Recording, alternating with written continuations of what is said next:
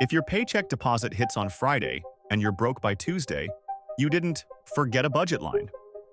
You just paid the system's hidden bill.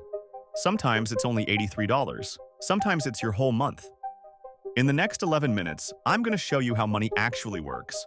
Not the cute version, the real version. And you'll learn the one move that stops your life from getting priced like a penalty. Here's a stat that should bother you.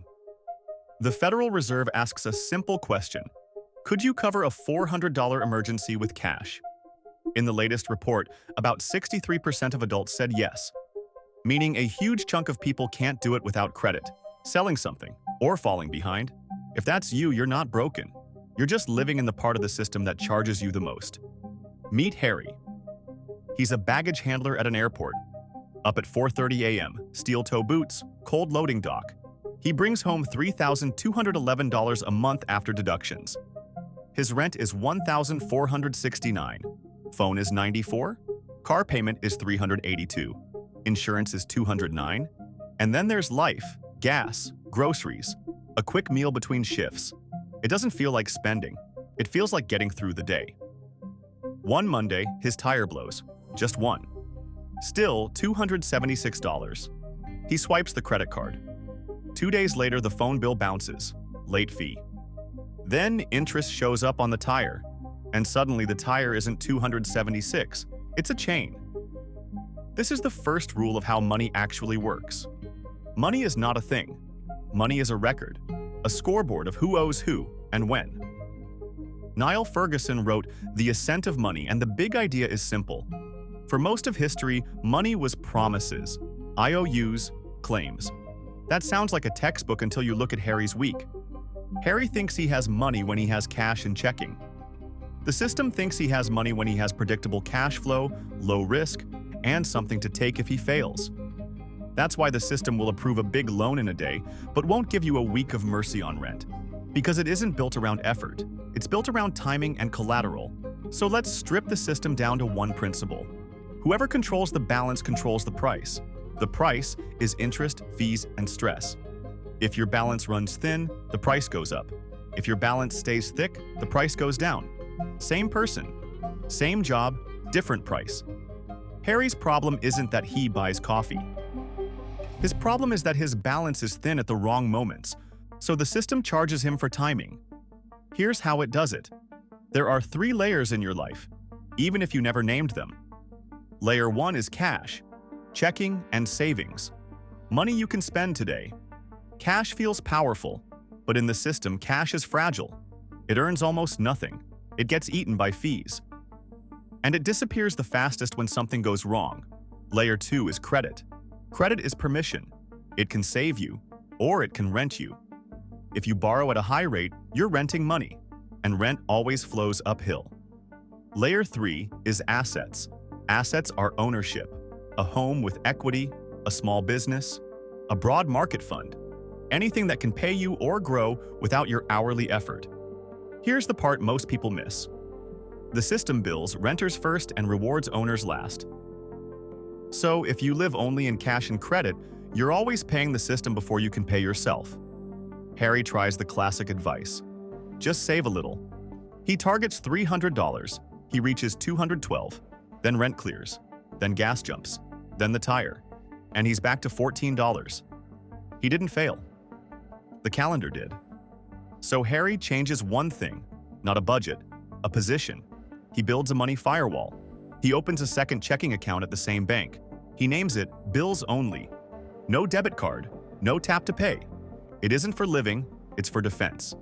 Every paycheck, he moves one specific number into that account the same hour the deposit hits. Friday, 6:52 a.m. Before he gets hungry, before he gets tempted, before his brain starts negotiating. That number covers the next 30 days of bills. For Harry, it's $2,106. Rent, car, phone, insurance, minimums. No fun, just protection. The first month feels tight. Because it is. He hates it. He thinks, I'm poorer now. Then month 2 happens. He doesn't get a late fee for the first time in a year.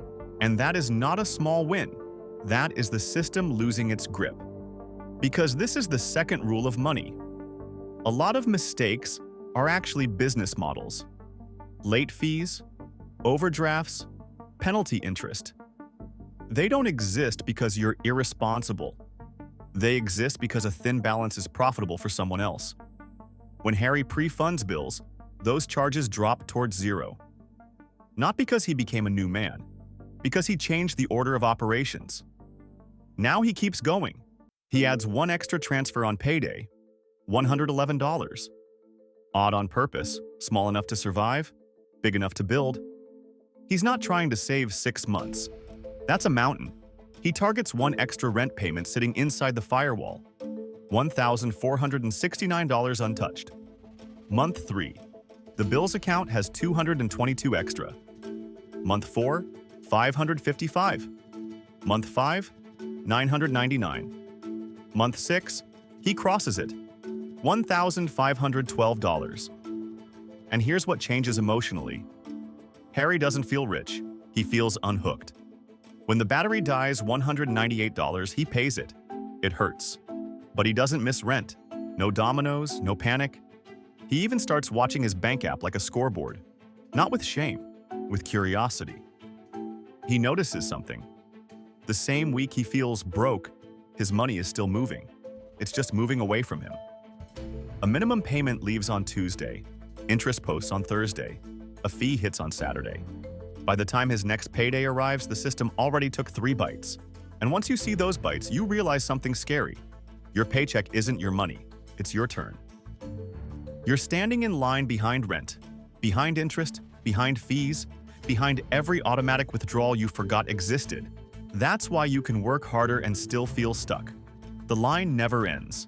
That's the moment he finally sees what money really is. Not income, not budgeting, not hustle, balance. Now we hit the best reveal. This is the piece schools skip and influencers rush past. We're taught banks take deposits, then lend them, like the bank is a bucket.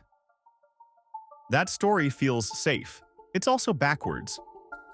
A public explainer from the Bank of England describes it plainly. When a bank makes a loan, it creates a deposit at the same time. New money shows up as numbers in an account. Harry sees this when he refinances his car. He signs the paperwork. And suddenly, the loan balance exists. And the money exists. Not because somebody handed over deposits, because the accounting changed. A loan is an asset for the bank. A deposit is a liability for the bank. They appear together. This is the third rule of money. Money is created when someone agrees to owe. Money is destroyed when that debt is paid back.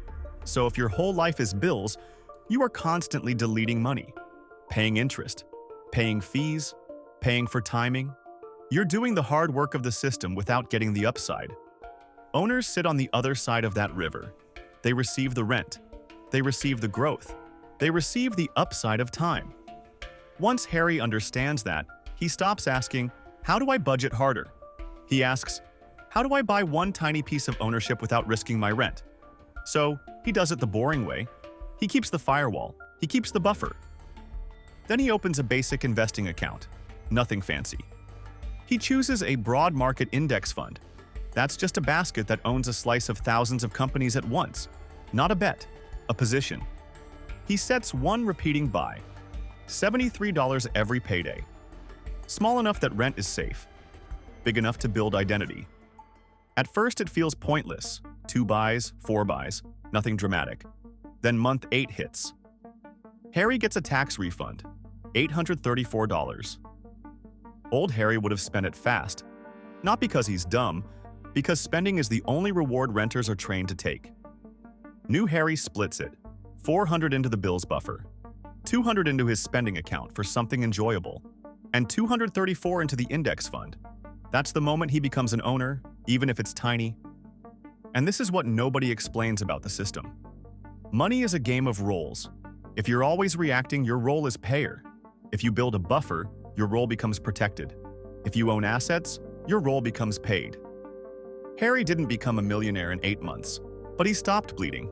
He stopped flinching when the car made a noise. He stopped fearing the calendar. So copy this. Exactly. Build one firewall account for bills. Fund the next 30 days first, the same hour your deposit lands. Then build one extra rent payment inside that firewall. Then buy one small, repeatable piece of ownership. You don't need a new personality, you need a new position. Because once you understand how money actually works, you can finally make it work for you.